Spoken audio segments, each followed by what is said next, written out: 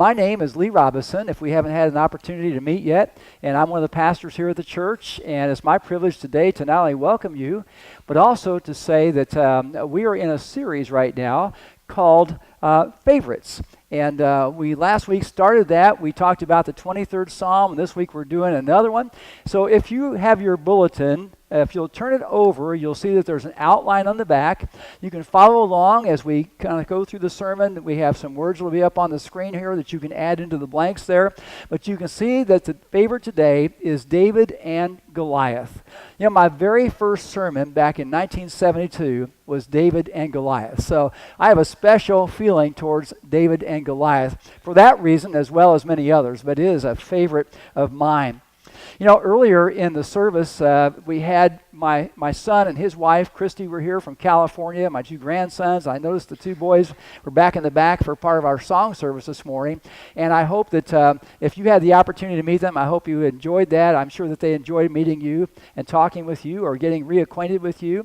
And we will not be here next week, so that may have been the opportunity if you missed seeing them. But they're a sweet, sweet family, and we're very pleased that they are here for a few weeks with us to enjoy our time together. If you're a guest today, we want to welcome you and say that you probably received a communication card on the way in. And if you will, please, later on, if you'll fill that out, and if you're a first-timer with us, if you'll drop that in the offering bag as it goes by, that will help us to receive your information and to be able to connect with you in some way or another. If you are a regular here, you know where the spots are. Out in front of the big green column is a little white stand with a basket on top of that. And there's also one by the back door if you're going to the back parking lot and going out that way. But whatever you are here with, either you're a full-timer and been here for a long time or you're a first-timer, we just ask everybody to fill that out, and that helps us to know that everybody who is here and helps us to know how to pray for you or connect you in some form of ministry together. You know, today we are looking at 1 Samuel chapter 17. If you're saying, I'm not sure where that is, if you're using one of our Bibles that's there in the chair near you, it's page 445. Page 445. If you have your own Bible with you, that's in the Old Testament, and the book of 1 Samuel chapter 17. You know, in March of this year, there was a unique feature that took place in a professional hockey game. The Chicago Blackhawks were playing the Winnipeg Jets, and during the game, in the third period, there were two goalies for the Blackhawks that went out. The original starter was gone. The guy who came to fill in for him was also injured. Both of them were knocked out of the game, and this particular game was decided by an emergency goalie who came in having no idea that he was going to be involved in the game that day. Now, let me tell you about him in just a moment. His name was Scott Foster. Scott is a 36-year-old accountant from up in the Chicago area. He had not played a hockey game seriously since being in college at Western Michigan University. But because of this law, or this rule, in professional hockey, he was designated as being the emergency goalie. Now, what that typically means is he gets to go to the games, he sits in the press box and gets free food, okay? That's the big thing for the emergency goalie. But in this particular instance, because of the injuries that occurred before in the game, he was called into action. He literally came out of the stands, he went to the locker room, put on gear, and came out on the ice without having played in over a decade. And yet during that game, he stopped all 7 shots that were attempted towards him, and he earned the team belt, which means he was honored for being the game's best player. That set social media ablaze. There were tweets about it. There were posts on Facebook about it. I mean, it seemed like it was really, really big news. ESPN reported it. In fact, they're the ones where the story originated that I'm reading from today. It was a really big thing, and Foster said, this is something that no one can ever take away from me. It's something that I can go home and tell my kids. Well, today we're going to be looking at the story of someone who had no idea when he woke up that day that he was going to become a hero, that he was going to be called into action. And yet that's exactly what happened with this particular person. His name is David. Now, David, last week we kind of knew about him a little bit because we talked about the 23rd Psalm, and David wrote that 23rd Psalm. But today we find one of the first big challenges in David's life is going to be going up against a giant almost every one of us knows about giants in some way or another.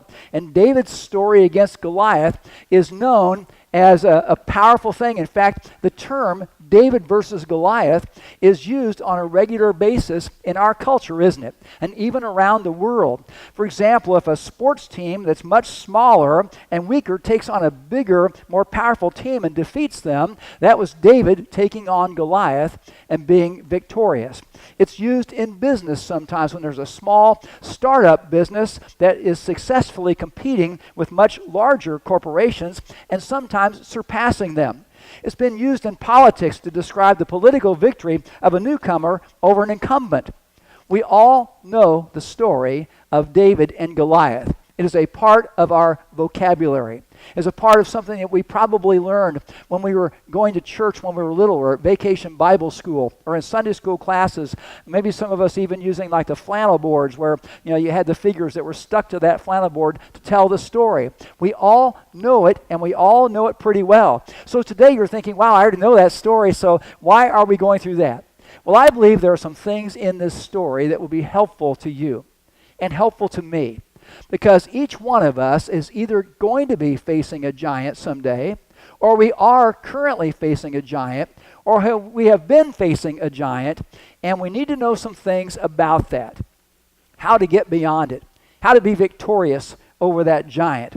And as we do this, we know that once we take on this giant, that our life is probably never going to be the same again.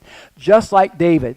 His life was never the same again after he took on and defeated Goliath. But there's some things that we need to know about giants before we actually get into ways to defeat a giant and things to know about defeating one. And the very first thing is that giants can be intimidating. Giants can be intimidating. The Israelis and the Philistines, their armies had been gathered at this place for 6 weeks where they were sounding off against each other. There was a mountain on one side, another mountain on the other side, and a valley in between. Each of those armies was camped near the base of a mountain. And every day, twice a day, the soldiers would go out and they would kind of line up against each other. One on one side, one on the other side, and they would kind of yell at each other, but nothing really much happened. And the reason nothing much really happens because every day, twice a day, on the Philistine side, it's almost like a curtain opened up, and this giant named Goliath came walking out. And Goliath made these challenges to the people of Israel, and those challenges were so intimidating to them that it kind of paralyzed them, kept them from being able to really go out into battle like they would normally be able to do. And this giant, this Goliath, was making sure that everyone in Israel on that side knew that he was the baddest of the bad of the Philistines. He wanted to make sure that he was intimidating to them, and he was. Let me tell you about him just a moment, and you probably already know these things, but let me just refresh your memory. Over 9 feet tall. He could take a basketball and almost stand, almost level with the goal, right? He's just barely over his head. He could dunk it standing flat-footed probably, okay? He's that big of a guy. He is wearing this bronze helmet on his head. He's got a coat of scale armor, also made of bronze, that weighs 125 pounds. How would you like to carry around 125 pounds on you all the time that was made of bronze? His legs had these bronze greaves, and a bronze javelin was slung on his back. My guess is there were bronze posters on the sidelines of this bronze company in Philistia that was making all of his equipment, they were the supplier, they were the Nike of their day, okay? That's who they were. Here he's got all this gear that's made of bronze. He's got this spear shaft that looks like a weaver's rod and an iron point on it that weighed 15 pounds. It's like taking a bag of sugar that's 10 pounds, adding 5 pounds to that, and putting that on the end of a huge rod. And you can imagine how powerful that would be, and also how much strength that would take to be able to use that to throw it. And not only that, he is able to play offense all the time because he's got this defensive guy with a shield going in front of him. He's got this armor bearer, the shield bearer in front of him. So Goliath has it very easy.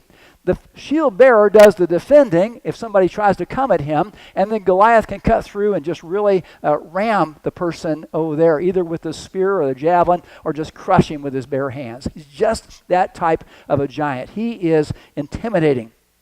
And he would tell the Israelite army that if someone from their army came out to do battle against them, and do it against him, and was able to be victorious, then the Philistines would become the servants or the slaves of the Israelites.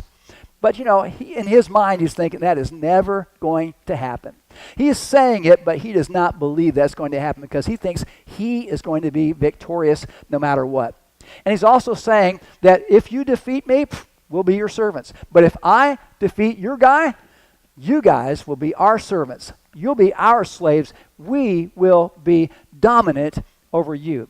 So there's a lot riding on the line right here. And whenever you're going against a giant, there usually is a lot riding on the line, isn't there? Some way or another. They can be intimidating. It might be a health issue that you are dealing with right now. That is like this big giant, and it's intimidating to you. You're saying, wow, I'm not sure if I'm going to be able to get through this. I'm not sure how this is all going to play out. It might very well be a financial crisis that you're experiencing, and you're saying, you know what? If I don't play my cards right, if I don't do it right, if I don't mind my P's and Q's right here, I could lose our home. Then what do? Then we're thinking homelessness, or we're thinking some other kind of problem. Or it could very well be that you have this relationship problem.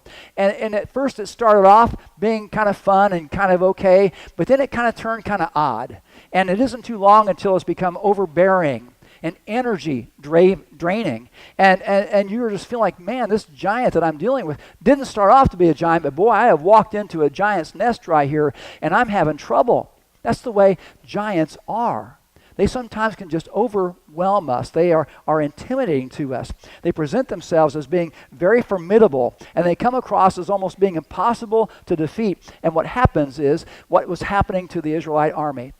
They, who were warriors, they were battlers, they were battle-tested, and yet they are paralyzed with fear. They've become passive, even though before they were always able to be aggressors. So this giant is taking the wind out of their sails. And oftentimes, if we don't play it right, the giant will take the wind out of our sails as well. We need to know that we can be victorious, but we have to have it right. Secondly, giants are persistent. How long had this been taking place? For 6 weeks, for 40 days, every day, twice a day, the giant would go out and he would issue his challenge. And you know what? Giants are like that, aren't they? In our lives, they don't seem to let up. They're just kind of like clockwork almost for us in a way. They rarely seem to stop picking on us in some way or another. Maybe they get you a couple times during the day, or at night they don't allow you to sleep. And there's fear and there's anxiety that seems to dominate your thoughts, and it keeps you from joy and fulfillment in your life. Maybe it's a persistent sin that you're dealing with, or a debilitating habit that's creeping back in on you that you want to be able to defeat, but for some reason or another you feel like you're always underneath it. Let me just tell you as a brief moment, we have a ministry here at church called Celebrate Recovery. And if you feel like there's something which is over on top of you and you're having a struggle against that, we would encourage you to come to that on Friday nights because it will be a blessing to you. It's not just something for addictions, it's something for anybody with a hurt or a habit or a hang up. And you want to work through that and talk through it. So Friday nights here at the church, if you're dealing with that. Now, giants in your life can be demoralizing. They can be paralyzing. They can make you feel like a prisoner who has a battle that you fought over and over, or that you have been afraid to step into and begin to fight. Sometimes we give up pretty easily, too. There's a book that was written a few years ago. It was by a guy named Jack Handy. The book is called Fuzzy Memories. Let me tell you something that he wrote in that. Let me read it to you. He writes, "There used to be this bully who would demand my lunch money every day. Since I was smaller, I would give it to him. Then I decided to fight back. I started taking karate lessons. But then the karate lesson guy said I had to start paying him $5 a lesson. So I just went back to paying the bully." Sometimes it's cheaper to pay the bully, huh? But sometimes we allow the bully to continue to dominate us and extract our resources, whether that's our finances, whether that's our emotions, whether that's our spiritual life, and we allow that bully to begin to pull that away from us instead of us being able to take them on. So giants like to get inside your head. You'll never rise above the mistakes of your past, they tell us. They tell us you're too young, or you're too old, or you're too stuck to get past it, or that your future is bleak, you might as well accept it, it will never get better. And so they intimidate us like that. They are persistent like that. But giants, even though they are those two things I just told you about, they are defeatable. They are defeatable, and David's story tells us how he was able to be victorious. And if we include some of these ingredients in our battle, we will find that we too can be victorious as well. So here we go. To defeat a giant, we need to have a plan, and we need to make the effort. We need to have a plan, and we need to make the effort. On the day that David arrives, his father has sent him out to the battle lines because he's got 3 brothers who are out there in the Israelite army. He's taking food to them, and he's supposed to check on how they're doing and then bring back this report to his father, Jesse. Now, when David gets out there, it's an exciting day. It's like the very first day you step into the professional ball field, of your life. You walk out there, and the grass looks greener, and the sights and sounds are out there, and you see guys, maybe they're taking batting practice in a baseball game. Or you go to a football game and you know that there's all kinds of activity on the field. There are the cheerleaders out there, and the stands are going crazy, and all kinds of stuff's happening. It's just such a new and powerful experience that you want to take it all in. And here's David, and he's saying, man, oh man, I just want to drop my supplies off with a supply keeper and go out to the battle lines because I have never seen a battle like this. I have never been in a war like this. This will be exciting. So he goes out there, but as he goes out, he discovers that there is no battle going on. He discovers that Goliath is this guy that's quickly emerging from the other side. And he's kind of coming out like the star basketball player. They're playing this music almost of him coming out. He is their champion. It's almost like they're all clapping and cheering for their guy, Goliath, who is intimidating the Israelites. And he does it every day. Here's a principle for us. Here's a thought. Giants don't go away without effort. Giants don't go away without effort. What was the battle plan of the Israelites? The battle plan of the Israelites was to go out, line up, yell at the other side every day, and then when Goliath shows up, run away. That was their battle plan. And they had perfected it. They were really good at it. By that 40th day, they had it down pat. They were really good. And David sees it, and he says, what's going on out here? Why is this happening right here? They say that the definition of insanity is what? Doing the same thing over and over again, expecting different results. These guys were practicing insanity in a way by doing that same thing over and over again and just praying that lightning would strike Goliath, I guess. That's what they're hoping for because they are not taking him on. Let me give you a good definition of defeat. Defeat is never attempting anything, just make a bunch of noise about what you're going to do someday. Someday. Haven't we all said, someday I'll start doing this? I know I have. You probably have too. That's kind of a common thing, isn't it? Someday I'm going to get in better shape. Someday I'm going to quit spending as much money. Someday I'm going to stop working as many hours so I can spend time with my family. Someday I'll get a filter for my computer. Someday I'll start going to church. We've all heard those things, and maybe we have said some of those kinds of things as well. G.K. Chesterton was a great teacher and leader years ago, and he made a statement. He said, I do not believe in a fate that falls on men however they act, but I do believe in a fate that falls on them unless they act. And that is so true. If we don't act, we're going to continue on experiencing the same kinds of things, aren't we? This giant is not just going to dry up and blow away. Giants will continue to be persistent until we decide to do something about them. And verses 23 and 24 tell us that Goliath shouted out his usual defiance toward Saul's army. And David is intrigued about him, and he wonders why no one has been doing anything about this. One of my favorite managers in baseball is Joe Madden. When Joe was the manager of the Rays, when they first got him, I thought, I don't really know who Joe Madden is, but he quickly won me over. He was kind of unique. He had different terminology for some of the plays in baseball, and he just kind of had this cerebral quality about him that was kind of different than most of the managers I ever heard about before and was familiar with. And there was this article that I received this week from Myrtle Owings, one of our members, and it was kind of a neat thing. And in that article, they had this statement from Joe Madden. Someone had interviewed him. He's 64 years old, successful manager, taken 2 teams to the World Series. I mean, he's effective. There's no doubt about it. This is what he said. He said, "I feel like I've always remained contemporary, not by plan, but I've always been curious." Always been curious. Now what he's saying right there is, I don't just think I know it all. I don't think I'm the top dog around here. You got to really, believe that I know everything I'm supposed to know. He is continually learning. He is continually looking at things from a different angle. That's what he's saying. I'm always curious right here. I want to know more. I want to know what the benefit of this will be if we try this. I'm curious about that. And he was willing to do some pretty curious things, bringing in all kinds of things into the clubhouse to try to encourage the guys and pump them up and do different things like that. He was always looking for a new way, always looking for a better way. And you know what? That idea of being curious is important for us as well. David was curious about this giant. He wanted to know more about him, but he also wanted to know what reward there might be if he was able to defeat the giant. He asked a few questions, and he learned from some of the guys there that they already knew the answer. They were well aware of what the reward was. They were just doing nothing about it.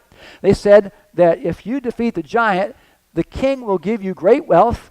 He will give you the hand of his daughter in marriage, and he will also exempt your father's family from paying taxes for the rest of his life.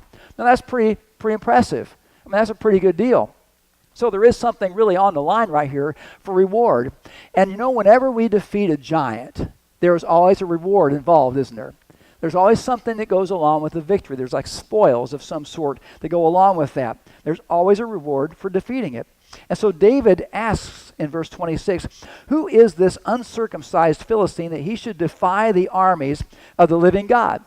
See, that's his curiosity still going on here. He wants to know who this is, but he also is kind of making a statement. Who is this guy that is taking on God, who is speaking against God and about God's people right here? He is somebody who is saying, I want to know more, but I also want you to know that I don't like what he's saying about our God. And so he's talking about God. What's interesting is that nowhere in this do we find anything where Saul's army is talking about God. Here they are, they're cowering on the sidelines, they're in self-defeat, they're not making the steps they need to make to become victorious right here, and they're accepting the terms of the giant, and that's what giants want you to do. They want to be intimidating enough that you accept their terms, and so they're just holding back right here. And David is saying, look, man, there's more to this picture right here. God is going to be on our side. This guy's defying the one true God. Saul's army has not mentioned God at all, but David, right off the bat on the first day, is talking about God. No wonder God was going to use him. Isn't that the way giants can do to us sometimes? That we think, I can't be victorious. I'm not big enough. I'm not strong enough. I'm not tough enough. It's not smart enough. I can't do those things. I'm not spiritual enough. And we forget that God is on our side. We forget that we have the best resource in the whole universe right there available to us, who will walk with us through that valley into that battle against that giant. David knew that God had to be involved to bring about the victory. When you go against a giant, expect opposition. Expect some opposition along the way. There were some business professors one time who wrote about an experiment they were doing. Gary Hamel and C.K. Prahalad wrote about this experiment that was done with a bunch of monkeys. Now, here's how it was all set up. Okay, they took this room and they put a pole in it. And on top of this pole, they put a bunch of bananas up there. Monkeys and bananas, man, they go together just like that, right? Okay, and so they put these 4 monkeys in the room, and as soon as the monkeys go in there, one of them sees the bananas and starts to climb up the pole to get it. But as soon as that happens, there is this response of water coming down on that monkey. They had it rigged up so that the monkey began to climb the pole, it would shoot water down on him, cold water, and it would discourage him. He tried again, more cold water comes down on him. The other monkeys give it a try. Cold water comes down on them too. And before too awful long, all you've got is these monkeys sitting around a room not doing anything. They finally gave up. Then the researchers removed one of the monkeys from the room and replaced him with a new monkey. As soon as the new monkey sees the bananas at the top of the pole, what's he going to do? He's going to climb up that pole and try to get the bananas, isn't he? But as soon as he does this, water sprays on him again. And he's discouraged, tries again, water again. And the next time he tries to do it, the other three grab him and pull him back down because they don't want to go through that water experience again themselves as well. And after being dragged down by the others, he finally gave up, never attempted to climb the pole again. Now the researchers replaced the original monkeys one by one, and each time a new monkey was brought in, he would be dragged down by the others before he could reach the bananas. In time, the room was full of monkeys who had never received a cold shower, but none of them would climb the pole, and none of them knew why. That was because the others had been always pulling them down, hadn't it? And David is getting ready to have a monkey experience with someone there, and that person is his older brother, Eliab. Eliab was kind of angry that David showed up out there. His kid brother hanging around, trying to, nosing around here, asking questions and everything like that. He didn't like it. And David walks up to him and starts to talk to him a little bit. And Eliab, man, he's upset at him. He says, who brought you out here? Why are you here? Go back and take care of those few sheep that you've been taking care of. I know you're hard-hearted, and you're just a guy that shouldn't even be out here at all. And he's upset at David. Now, let me tell you why I think he's upset. I think there's probably two reasons. The first one is that sometime before this, there was a guy named Samuel, he wrote this book, who comes out to David's house. And he has been directed by God to anoint one of the sons of Jesse who lived there. And Eliab is the very first son. He's the oldest son. Good-looking guy, tall guy. He's the kind of guy that, most people would look at and say, tall, dark, handsome, he must be the guy, But God said, no, he's not the one. And so Samuel begins to go down through all of the brothers, and none of them are the one until the last one, and he's out taking care of the sheep. And guess who that is? It's David, the youngest brother. And God says, he's the one. I don't look at the outside of a person like a man does. I look at the inside of a person. So God is giving a lesson right there about how he looks at us, in fact, for that matter. But here Eliab has been rejected as king, and David, his youngest brother, has been accepted as the next king. That doesn't make him very happy. He is jealous of David. Another thing that upsets him is that David's out there asking questions and nosing around. He's like this new kid in town that suddenly shows up, and everybody's kind of flocking to him and answering questions about what the rewards are and everything, like it's a big deal. And he's not happy that David's getting the attention, and it makes it look like David has the answers, and he's braver than Eliab. And he really was braver than Eliab. And David responded back to him saying, now what have I done? That's the way younger brothers oftentimes respond to older brothers when they feel like they've been picked on. But David, after asking some questions, decides he is going to take on Goliath. He's already received a little cold water from Eliab. He's going to receive a little bit more cold water from King Saul, because King Saul says, you are not able to go out against this Philistine and fight him. You're only a boy, and he has been fighting man from his youth. You may be facing some cold water as well from people who just don't think you're going to be able to be doing something special, victorious over something. Maybe you want to be a missionary someday, and you want to work in a foreign country. You want to preach the gospel, or you want to dig wells to help people, or you want to do some things to make a difference in that country. And you got people say, man, don't go there. I mean, there's no reason to go over there. There are all kinds of people here in our country need help. Why would you go over there? And so they're throwing cold water on your plan. You want to start a new business, and friends are skeptical about your ability to do that. Now, it's wise to listen to wise counsel, but some of them just don't want you to do it. They just don't think that's good to step out and try.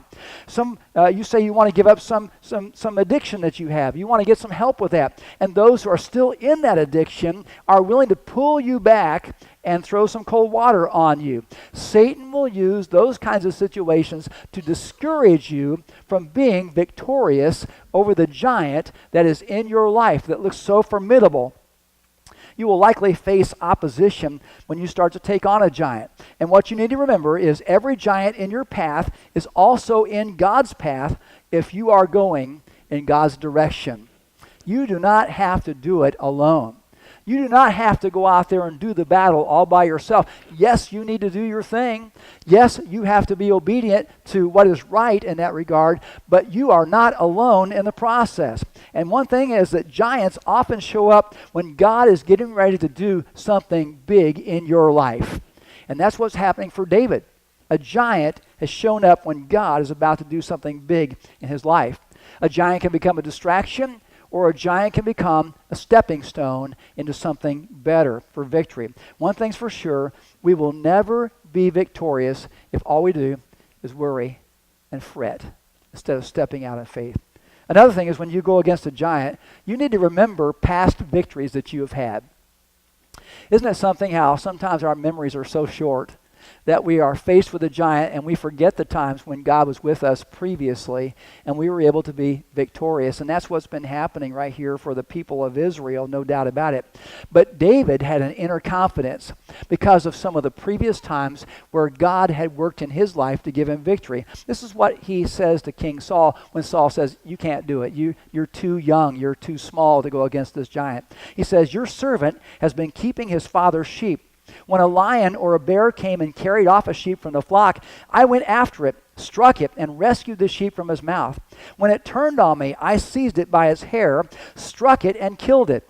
Your servant has killed both the lion and the bear. This uncircumcised Philistine will be like one of them, because he has defied the armies of the living God. The Lord, who delivered me from the paw of the lion and the paw of the bear, will deliver me from the hand of this Philistine. You see, David's first assignment here wasn't giant killing. It had been tending the sheep. It had been sheep tending, which led to faith-stretching experiences. You know, when you were in school, chances are you learned math in a very basic form initially. You went to first or second grade. Maybe sometime before that you had some math principles, but my guess is that you probably learned to add first, right? So addition was your first deal. And then sometime after that, subtraction was introduced to the picture, right? Now some of you are saying, addition, subtraction. I know I've heard that somewhere. I can't think of where that was. But most people, if you went to school in Indiana, you may be thinking that. But otherwise, chances are you know that there is addition and you know that there's subtraction. And the thing is subtraction doesn't come along and wipe out what happened before with addition. It comes alongside it and is complementary to it, isn't it? It kind of advances your knowledge of how math begins to work. It complements it. It's like a stepping stone right here. And David's experiences with the bear and the lion were stepping stones toward a new foe. It's like faith muscles are going to be built in him. He's starting off in one place and then another place, and now as his muscles have gotten bigger, he's able to take on this bigger, more intimidating foe right here.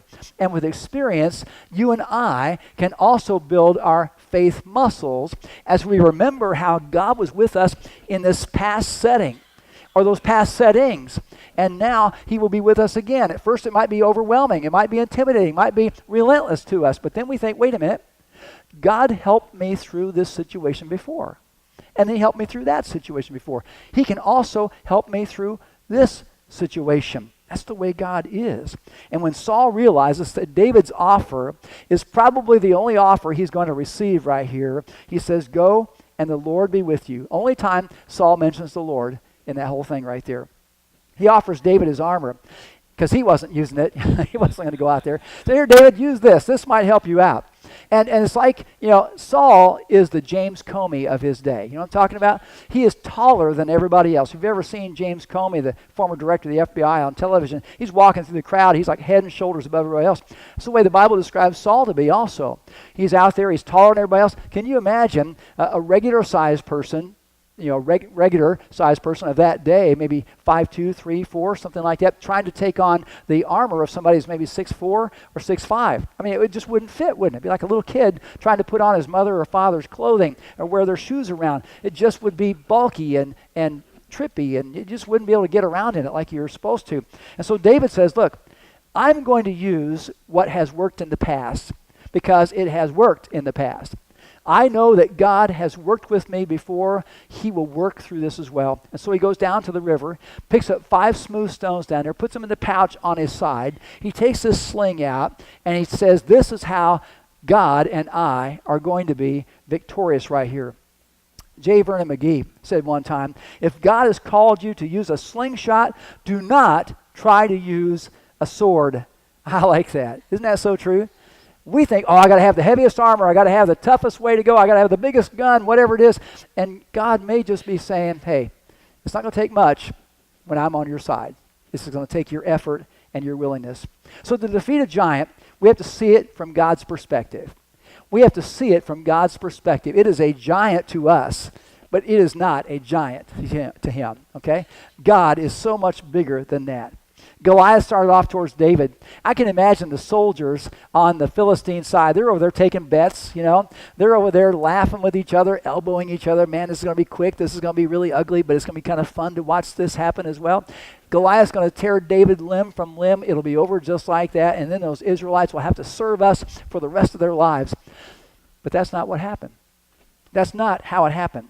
Goliath's first words to David are sarcastic. Am I a dog that you come at me with sticks? And he curses David by his gods. Then he threatened David. He says, come here and I'll give your flesh to the birds of the air and the beasts of the field. He is a champion at trash talking as well as somebody who was able to take on people.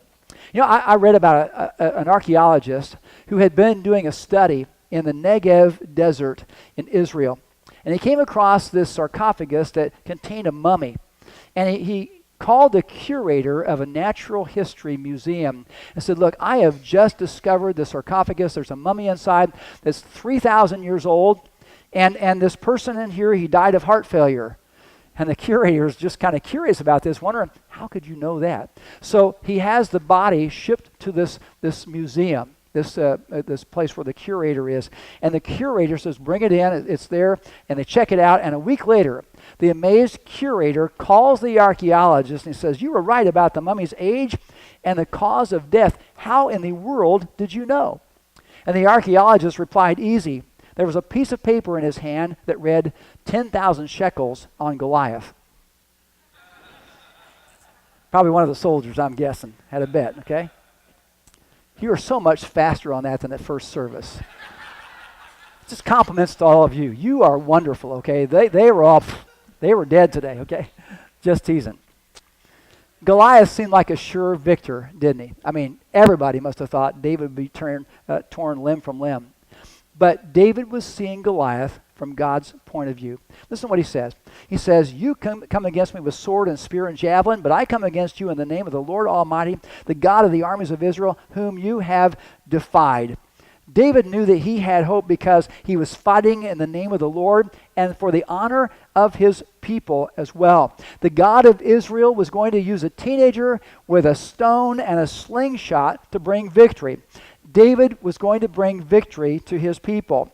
David made a promise to Goliath that he was not planning on going home without the victory under his belt. And so David began to run towards Goliath. Isn't that interesting? Most of the time we think about with a giant, we're playing defense, aren't we? We're like the boxer who is kind of bouncing around the ring and kind of moving away from the guy who's coming at him. But David instead has decided, I'm going right at him. So he starts running towards Goliath. And no one had probably ever seen that happen before. Everybody must have run away from Goliath. He was so intimidating. But here we find David puts the stone in a sling, starts swinging it around, and he has such precision, such accuracy, such power behind it that Goliath is looking at David one moment and the next moment everything goes dark. Because that stone hit him right there where he was not protected by anything, and it says that he fell forward. Now this was a big impact, but all this weight on him must have moved him forward like that. He falls down, he's dead, but David, just to make sure and also to send a signal to everybody, goes up, takes his sword, cuts Goliath's head off, holds it up just like this, probably 2 hands, try to hold it up like that, so that everybody on both sides sees what happened. What a surprise victory. What a way to gain power over a giant. David said to Goliath before this happened, the whole world will know that there is a God in Israel. The whole world friends, knows this story. We hope the whole world will know the God who inspired the story, won't we? We hope the whole world will come to know who this is. The giant may be bigger than we are, but he's not bigger than God.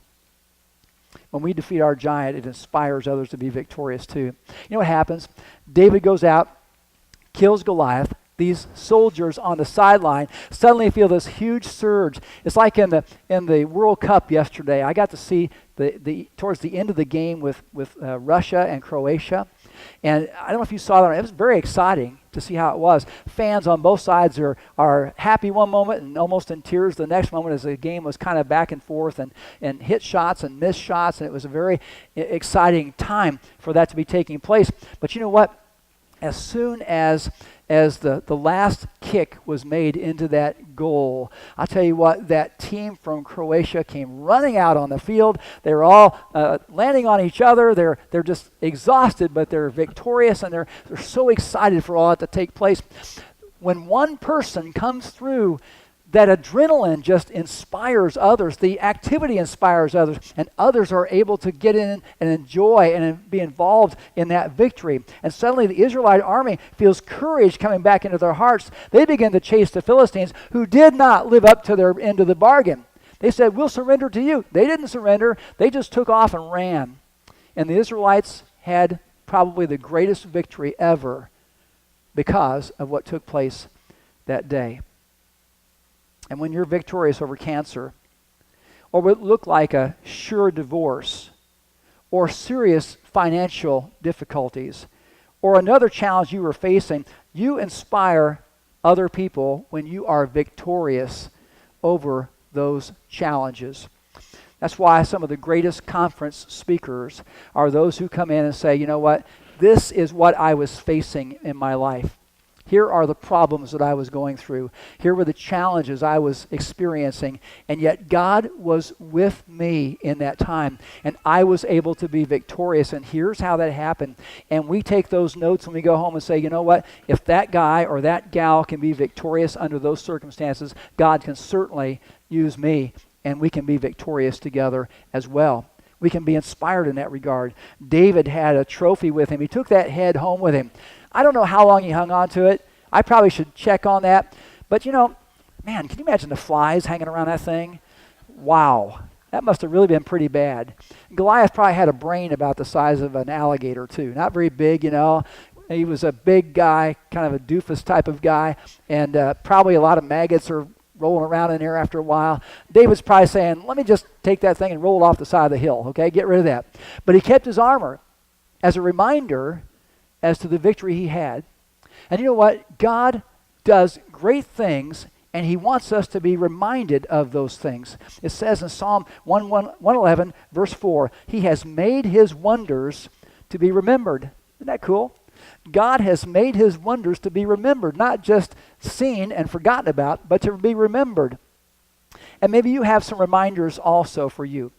Maybe whenever you look at your watch, or at the day, or even at the time, you can say, I have been clean and sober for this many days, or that many hours, or whatever it might be. And you say, there's a victory. There's a reminder right there of the victory I'm feeling right now.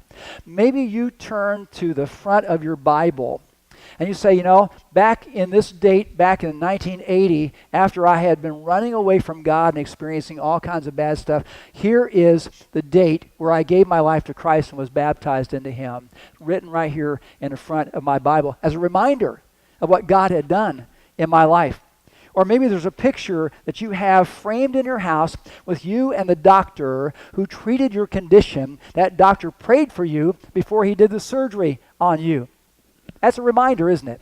But see, we all need those kinds of reminders, those things that help us to look back and say, you know what? I can look at that and say, you know, God, thank you. I can understand you've made your wonders to be remembered. And then sometimes God allows giants to be in our path for some important reasons. Here's David. You know what? He's seeing that this giant is not going to go away unless he does something about it. A giant is not going to go away unless we stand up and fight. They will win every time. But when you stand up and fight, you will begin to experience spiritual growth in your life. You want to know how to grow? Read the Bible, pray. You keep on doing those kinds of things, put it into practice, but you also look at these kinds of situations and say, I will continue to grow if I take on that giant and win. I'll stunt my spiritual growth if I allow that giant to have victory over me in my life. So David is saying, I've got to move past this. Our country has to move past this. Our army has to move past this. And that's why David went out and fought to bring glory to God. To David, fighting Goliath was the next thing that God was calling him to do. God had already had him involved as the next king of Israel. He'd been anointed for that. He's already taken on the lion and the bear. And here he's taken on Goliath. And guess what? David had done those other things in obscurity. Who was out there to see him fight the lion and the bear except for the sheep? The sheep were the ones that knew about it, right? I mean, David might have gone back and told his family about it, but they probably weren't there as eyewitnesses. But now, everybody sees it, right? And what's David going to do next? He's going to be working for King Saul. He's going to be in the palace. He's going to be playing the harp and the lyre for King Saul. And King Saul is going to become jealous of him because guess what? On the way back after this event, all these women are going to be coming out from these villages as the army is marching back home, and they're all patriotic and are so happy that the Israelite army has been victorious. And they have this little song that they make up. They say, Saul has killed his thousands, but David has killed his tens of thousands. You know what? Saul didn't feel very happy about that. Saul felt that was a slight to him, and it was. They didn't realize it was, but it was a slight to him. But why? Because Saul had refused to take on the giant, hadn't he? And David had taken on the giant. So his story got much bigger. And the people of Israel now saw that they had a genuine hero who would eventually become the king of their nation. And they had familiarity with him. They already saw he was a hero. They saw, we can get behind this guy. We can support this guy. He will be our king. And guess what? David was the greatest king. Now Solomon was a great king as well. But David was a man after God's own heart. David was a man who God really poured his blessing out on in a very special way. Faith isn't waiting until all your doubts are gone. Faith is seeing the giant, understanding the odds, believing that God wants the giants to be defeated, and then taking the first step. The Lord stands ready to enter into that valley of confrontation with you. He's waiting for you to take the first step. And you take that first step not because you think you can do it, but because you believe that God can through you. Maybe today there's someone here who needs to take a first step as well. Maybe you have for some time just been feeling this impression in your life that God is calling you to him into a life-saving relationship through his son Jesus. And maybe you've kind of felt that way for a while and you feel like, man, I need to do something about that today. And maybe today is the day to take that first step, to say, I want to make Jesus Christ my Lord and my Savior, to come forward during this song that we're going to be doing in just a moment, and to say, I just need to surrender my life to him. I need to be willing to move beyond the giants that have kept me away from him, that I've allowed to keep me back. And to be willing to say, you know what, today is the day I take the step to make Jesus my Lord and my Savior. I accept him as my Lord and Savior. I repent of the stuff I've done in my life that has pulled me away from him. I want to be close with God. So willingness to say it before other people and to say, I truly do believe. A willingness to be baptized and say, I understand that it's an act of obedience, an act of humiliation in a way, but such a wonderful act as well that enables us to be free from that residue of sin and to be raised up with a brand new beginning and the Holy Spirit living inside of us. Maybe that's what you need to do today. Maybe you need to take that first step and come forward today.